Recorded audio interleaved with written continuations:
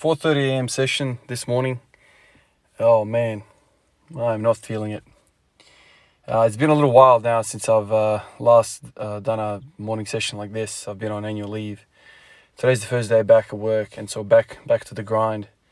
My body was just not feeling it, man. After sleeping well for about 2 weeks, this morning was quite a shock. Went to bed kind of all right. I didn't stay up too late. But because it's like a change to the normal schedule, if you will, I wasn't feeling the greatest. So I still kind of say all these things to myself to get me out of bed. Got in here, kind of warmed up, got to 140 for a set of 5, and then I just went, this is not going to happen today. I'm not going to put another 2 plates on. There's no way. My body just doesn't feel like it, and so this is what I do with my mind. I kind of make deals with my mind all the time. Because the body doesn't want to get up at 4:30 in the morning, especially on a night like this. It's been raining all night. It's wet, all that stuff that makes you want to stay in bed a little longer. So I just say to myself, just get in there, warm up, do what you can. There's no expectations, auto regulation. Have to respect that all the time. So I came in here. That's kind of how you make it to 800 plus days. You just kind of sell yourself on the fact that if it's not there today, you don't have to push. I think that's a large fault that people make, is that they're like hard-nosed, kind of dictator towards the brain. We have to do this. The brain just goes, screw you, man. We're not getting out of bed. So I say to myself all the time, okay, no worries, man. You're not feeling the greatest today. Let's just warm up and see where we're at. I warmed up. We're nowhere. Not really feeling it at all. So I just went, okay, let's play. So at that point, once I hit 140, you can basically walk away, or you can kind of still do a bit of work, So I just went, okay, what variation can I do today that's kind of still interesting, fun, keeps the weight all the way down, and I can get a bit of a pump and kind of get a workout and not kind of worry about the central nervous drive or working hard or anything like that. And so I decided to go for wide stance squats. This is something that I've never basically done. In recent times, I've kind of messed around with box squats, and that's kind of wide stance. I messed around a session or 2, I think it was. So I decided to go really, really wide. A few days ago, I did that glute machine, the hip thrust thing, and that absolutely fried me, man. I'm still feeling that. Just shocked how, I don't know, like you guys have said to me, it's probably the novelty of the exercise, and that's why it's kind of beating me up. This is now 2 times in the last, 3-4 months that I've kind of messed around with that machine, and it's kicked my ass every time, literally. So I don't know, maybe there's a glute weakness there. It kind of fixes the picture of the fact that I have anterior pelvic tilt. I don't know, man. All these different things kind of rolling in my mind. There's also talk for some of you guys that the fact that I kind of roll onto my tippy toes, to my toes when I squat, especially kind of in those later reps of heavy sets. My tendency is to kind of always shift my weight all over to my, balls of my feet, to my toes. A bunch of you guys have said, you've got a weak posterior chain. That's why you're biasing the quads. You're kind of shifting that weight forward. So that also kind of fits into the picture of the glute weakness, and that's maybe why the hip thrust machine kicks me. So then after, like I said today, kind of on that same kind of frame of mind, I go, okay, let's mess around with some wide stance squats. So I did that. I hate it. I hate how it looks. I hate everything about it. It just sends chills down my spine how that looks to me. I hate that West Side Barbell geared up, 50 freaking straps on the knees, sleeves, wraps. I hate that, man. Like, if you asked me to do that, if that's what I had to do, man, I wouldn't do this anymore, man. Like, this is so not fun to me. It's so aesthetically vomit central. I'd probably end up doing something else, man. I'd pick up running instead. I just hate how it looks. I hate everything about it, man. I've spoken about that 250 kilo clock off squat that I once saw as a newbie kind of coming into this whole scene, and I thought it was the coolest thing ever, man.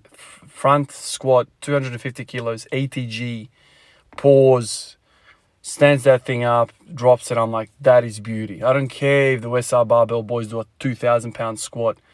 It's a freaking quarter squat. It's to a box. It's to 50 pieces of fabric on their knees, on their spines, on their hips, on their ankles, on their wrists, on their necks, on their heads. Hate that, man. I absolutely hated it. If you're listening to this and you don't like what I'm saying here, that's fine, man. Like, we all have our different likes and dislikes. you know, I like this, you like that, that's fine. But I'm just telling you, like, what repels me from the sport of powerlifting. That's kind of like the worst corner of powerlifting for me. That section of lifters, I don't understand it. I don't care about it. You know, records get broken as fabric gets better. That's what it seems to me. As 1-ply, 2-ply, 3-ply, 4-ply, eventually they're gonna have robotic freaking knee sleeves. To me, you know, once again, like, I don't want to sound like I'm bashing everyone. It's just what I think of that. And to me, doing wide stance squats, it's, I don't know. It was a variation today that I did because I can't do anything else. I'm not feeling it. It was kind of like that fun aspect of training, just to change the variation. And you know, I can see the difference of musculature, the different stimulation of muscle in the hips and even the quads. It just feels different. But this is raw, right? So I can digest that. You know, I don't have equipment. I got a lower back pump from it, interestingly. I don't know. I don't think you're supposed to go as deep as I'm going with these squats. I don't know. This is part of the whole problem with wide stance squats is you can't get depth. At least I can't get depth. Maybe because I have limited hip internal rotation. As you widen your stance, maybe there's a requirement more of a requirement for hip internal rotation, and I'm kind of more biased towards external rotation. Maybe this is why I like closer, kind of narrow stance. But anyway, it was a challenge. Worked up to 2 plates. I did that for 3 sets of 10. Yeah, just the glutes were on the map, the quads were on the map, and the lower back was on the map. It's just interesting. It's interesting. I mean, like I said, this whole idea came about the whole glute thrust machine and the whole glute weakness. So I figured if I can externally rotate kind of at the hip, at the top, it will kind of bias the glutes a little bit more. It was a challenge. I'm sitting here in the car. It's such a still night tonight, man. I feel like if I was having this chat in the garage, everyone freaking in the suburb would hear me. So maybe this is a thing that I'm going to do in the future. Just jump in the car. You know, it's insulated, obviously. So yeah, there's no way people are going to hear me. The neighbors are going to hear me and whatever. That kind of goes on the back of what I was saying in yesterday's video about Olympic weightlifting, making a rack at 4:30 in the morning and all that. I hate that. I feel uncomfortable. You know, who am I to do that, man? Like, there's other people around me who are living their own lives with their own timelines and schedules, and it's, you know, a home is a home, man. It's not supposed to be a freaking party or a gym. So, in the car tonight, it's just perfectly still night. So tomorrow I've got another one of these sessions. I don't know how these sessions are going to be. This is the thing with my life, man. There's no schedule, there's no routine. It's so up and down. Like, I'm always kind of in adapting mode. It's always reacting. This is why, you know, this whole squat everyday journey started, man. The whole auto regulation, the whole see how you feel and then take what you can. You know, 2 weeks of good schedule. Now I've got 2 day shifts, so 2 4:30 a.m. sessions, and then in a few days after that, I've got a night shift, so that's complete reversal of the clock there again, and then I've got a couple of days off, and then another night shift. So it's just it's hard, man. It's hard, and this is the frustration, like, in all of this. So basically, this whole week from now, you know, with these 4 shifts that are coming up, it's just all over the place. The sleeping routine is all over the place, and so this whole week is going to be suboptimal. So out of the 52 weeks in the year, I'm gonna have basically 1 week deleted of basically not optimal training at all. And so how many of those weeks can you string together? And this is where, if you're a nurse, if you're a doctor, if you're a social worker, if you're a shift worker, it gets really difficult because of this whole routine, because of the fact that there's no structure. And when you're on top of all those stresses of the work life, when you put on, you know, proper training, you know, 5x5 at 85% of your 1 rep max, and you put that on top of all of the stuff that we just talked about, shift work, it gets really expensive and the recovery points start to run out. But that's the whole thing, man. I think this is the biggest part of my frustration and my my restlessness with training sometimes, because there's just so many freaking variables at hand, man. Like, you know, so what if I run a little bit of a thought experiment with my training today? Say I want to, you know, mess around with these wide stand squats for the next sort of 7 days. Let's just say, like, that's not on my mind, but let's say I want to do that. Okay, so I've had 2 weeks of you know, controlled variables in terms of sleep, food, and the rest of it. And now I have a week where all these shifts are all over the place and I don't even know what's going on. And so I'm in a state of shock, food, sleep, everything's out of the window. And I also run concurrently with that, I run wide stand squats. And at the end of this week, I'm beat up, I'm not getting good progress, I'm getting hip pain, I'm getting back pain. And so then at the end of that week, I conclude that wide stand squats are not good.